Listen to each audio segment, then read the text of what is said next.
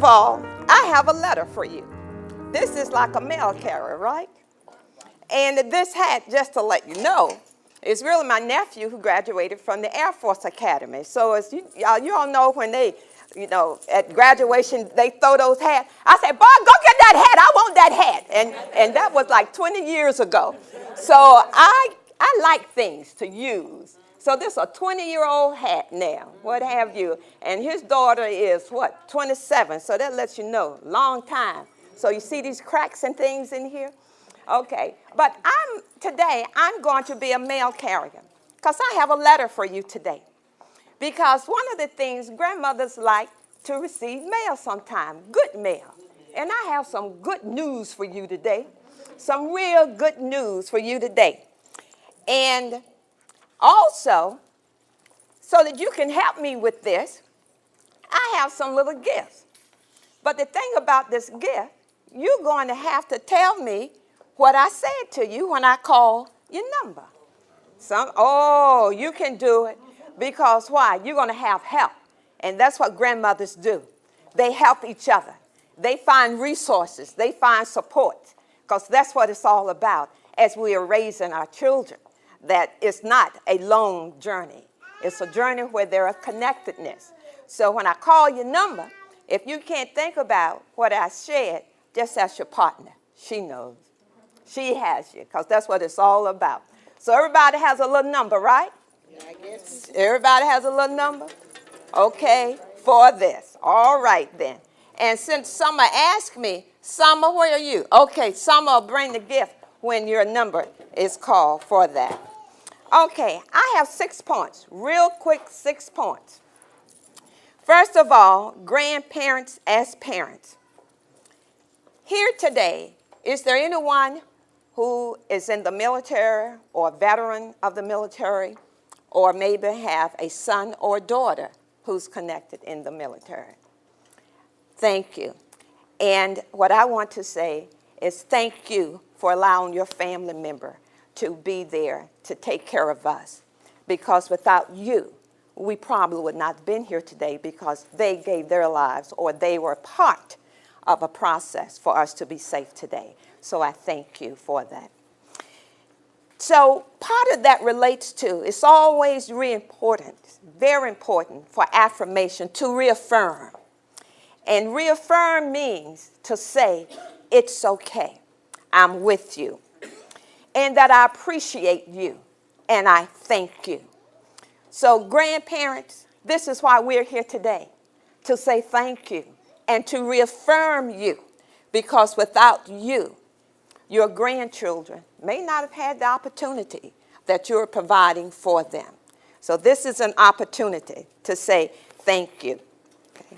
So my first piece is that reaffirmation, reaffirming the word thank you is so important in the family. It's so important for us to say that to each other. Thank you. A very simple word, but yet so important. And one thing that's so important, when I shared with this little one, how pretty you are. She had no idea who I was, but guess what she said to me? Thank you. Thank you. Why? Because that's been instilled in her from this time up. So that's a part of her. And it's a part of our culture in terms of reaffirmation to just say thank you. Because, folks don't have to do. But when they do, just say thank you. Thank you. Okay, so my second thought is to support each other. And that's what this is about, supporting each other. Because without support, look at this table where your food going to be on. If this table did not have support, where would your food be today? On the floor. So support is very important. Support in terms of what you need, what I need. Don't think I'm standing here today because of something that I've done by myself. I'm standing here today because there are those who are behind me, my grandparents who are behind me.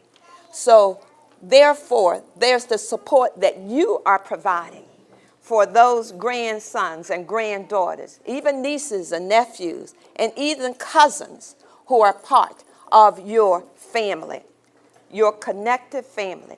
One of the words we think about sometimes is even fictive kin. That means maybe biologically they may not be part of your family. But the fact is they're your family because maybe it's your best girlfriend's son or daughter, or maybe someone's niece or nephew that you have opened your arms and your doors and your home to in order to provide a safe haven for them. Okay? So we call that the fictive kin. That means that they are connected to you and they're looking to you for the same kind of support you're providing for your grandchildren. Okay?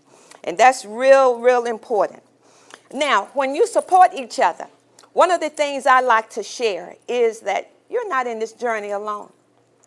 Always remember there is someone else out there who's willing to assist you. You might have to find them, but they are there. You may have to hook them up, but they are there. And that's one of the things Brenda's able to do, is to share with you. She's a resource in terms of helping families to connect with resources. So to support each other. My niece is about 27 years old. And I was to her home and she said to me, Aunt Martha, I won't be able to stay too long because I have girls out tonight. I said, girls out, girl, you got these two babies here. Where you going tonight? You got it. She says, you all here, you all take care of them, but this is my night out. And the children are well. And I thought about that. She's beginning in terms of taking care of self. Same thing you're going to have to do. You have to still take care of yourselves. Let me say that again. You still have to take care of yourself. Because if you don't, then your grandchildren will not be able to have someone that they can depend on and have the assurance in. Remember that. Take care of yourself. I was sharing earlier with, where is she? She's gone. Jane, where did she go? Oh, I was sharing earlier. One of the things that, as you heard, I live in North Carolina. Okay? And when I leave Virginia, I turn my cell phone off. Because my family is in North Carolina and I have to be there 100% for them. But more importantly, I need to take care of ME so that I can be available to them. And then when Norfolk State looks for me on Monday, I can be all right on Monday. Okay. So, but you must find something. Some means technology is wonderful. My gracious, is wonderful. But don't let it control you. Don't let it control you. Find times it's necessary to not to turn their phone off, what have you. And guess what? It's okay. It's okay to take care of yourself. Okay. One of the things I think about, one of my students was a grandparent and was a grandparent for not only his children, he and his wife, but also for children with special needs as well, because I have a daughter with special needs. And he came to me, and one of the things he said to me that he had a young boy who had been in foster care systems he was 6 years old and had been in there for a minimum of 4 years, in and out, in and out. So they had him in his home. And he would always say, I'm going to the room. He kept his clothes in a bag. And even though they gave him a drawer, they would still find his clothes in the bag. And he would always say in the evening, I'm going to the room. And they would say, this is your room. You're here now. This is your room. He was there with them for a whole year. They continued to work with him. And one night, he got up from the dinner table. And what do you think he said to them? I'm going to my room. I'm going to MY, my room. Why? Why do you think he said that after a whole year of being there? And he felt what? Safe. He felt safe. He felt secure. And he knew then that this home was his security. And no longer did he have to keep his clothes in that bag. No longer. But it took a whole year for him to use the word M-Y. Took him a whole year to use that word M-Y. Okay. That's what you're doing. You're helping to foster and to help that sense of safety, that sense of connectedness, that sense of confidence, that sense of assuredness. You have awesomely be able to maintain that. That's in terms of working together. That's in terms of being able to support each other. And when you do that, because you know storms going to come. Storms going to come. Winds going to blow. Believe me. I know you know that. And when they come, it's good to have that support. And that support helps you stay firm. Because that's what that little boy was able to realize. Even though things were coming and winds were blowing, I knew I now had a MY, my room. That's important. I think we need a number right now real quick. Don't you think so? A number. I'm going to let this princess select the number. Princess, because we're almost at home. Select the number, princess. But you can't select your grandma's number because they'll think there's a racket going up over here. Oh, just one. Okay. Let her read it for you. 7 to 7. 9, 4, 5, 9, 8. Who has that? It's the last three. Oh, yeah, I know they thinking this. Give her one of those bags over there. Okay. All right. Good. Oh, okay. Okay. Good.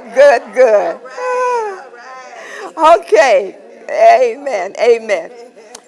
So, therefore, ladies, we must continue to ask help for ourselves and for your grandchild and other children you may have in your care. Sometimes next door neighbor's children you may have in your care. Okay? So you must be able to ask for help. Remember, one of the things that's so important, sometimes the grandchild may have been exposed to abuse, may have been exposed to molestation, may have been exposed to all kinds of things. And they may be hurting on the inside. And when they're hurting on the inside, sometimes all the love you have may not help. They may need some professional help. Okay? And that's okay to reach out for professional help when they're hurting on the inside, when the pain, you may not see the scars physically, but the scars are on the inside. Okay? We had a young lady in our church who was in foster care, and now she was in a therapeutic foster home. And she was 12. And I worked with her as part of the team in my church. And one of the things I shared with this therapeutic foster mom, she needs professional help. Professional help. And you and that worker, you all need to make sure she has professional help. It's going to be a journey because the scars are so deep on the inside that she needs professional help. Well, they heard me halfway, but not all the way. And so because they didn't hear me all the way, they had to remove her completely from her grandparents' home and the foster home. The therapeutic foster home, because the behavior continued to escalate. The hurt and the pains are so engraved. So we must sometimes say, I need help, and I'm going to help you to get the help. It's not going to be easy all the time because there's going to be a lot of crying sometimes. It's going to be a lot of lashing out. But that's the pain that's in there. And sometimes the pain is self-inflicted. That's why they need help. And one of the things that Brenda shared earlier, that we must always speak to them in a way that you care, but you care enough that you are going to, sometimes folks use the word tough love. I know you've heard that before. You've heard that before, that you may have to use tough love because you see further down the road than a child sees. Why? Because you have wisdom through your years of living. You have wisdom, okay, for that. Okay? So keep that in mind, that there may be a time you may have to request professional help, and that's okay. Okay? Grandparents, you will need to make tough decisions because your adult child and your grandchild sometimes are both leaning on you. Not only your grandchild, but also your adult child.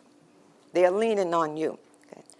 So the question in your mind may be, who needs me the most? Or what do I do? Ladies, what should your answer be? Say it again. The child. That's right. Always the child.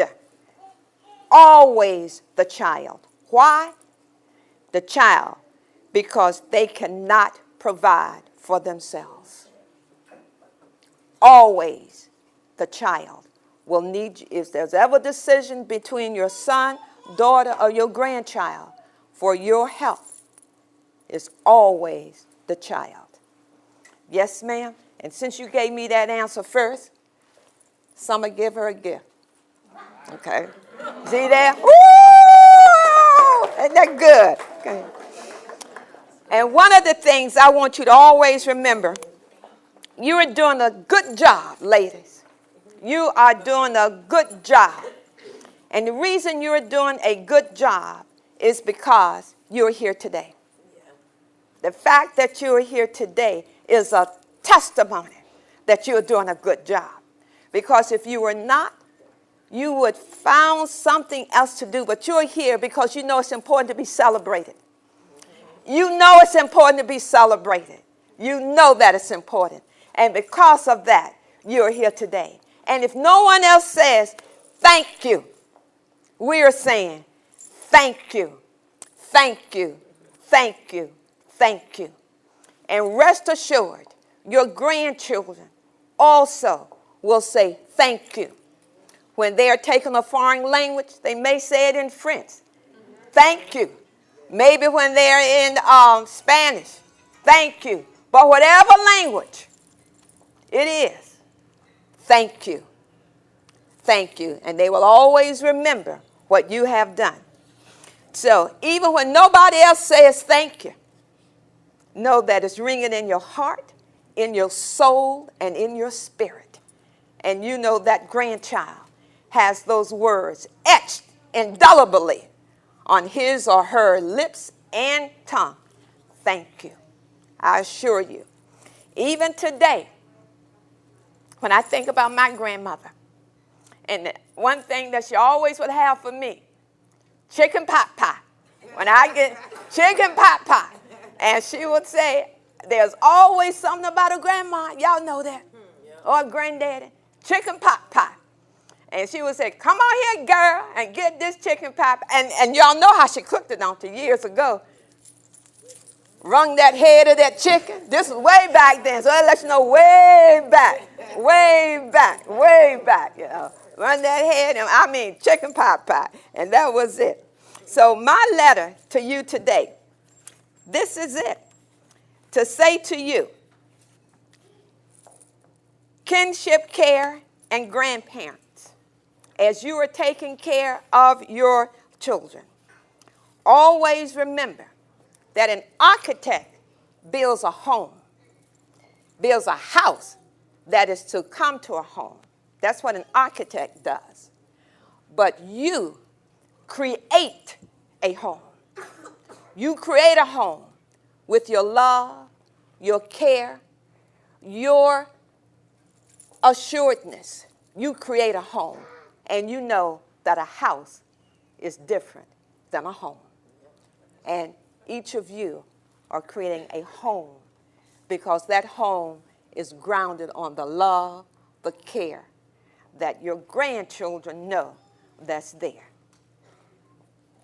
I think we need another number as I go to my seat. Don't you all? Because I think you all, I just want to celebrate you. Celebrate you. Celebrate you. Now, I get so excited as y'all can see. Now, let's get another number around here. We have a gentleman sitting right here. Oh, what's your name? What's your name, sweetheart? Jawan? Okay, select the number, Jawan. And read it out very loud, the last 4.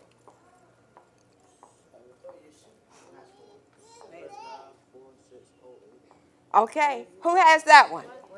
Read it again, Jaron.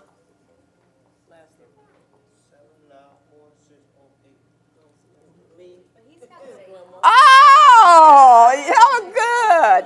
Very good. Okay. I'm going to let you select one. Oh, she got the gift. Okay. Okay. 610 is the last 3. Who has that one?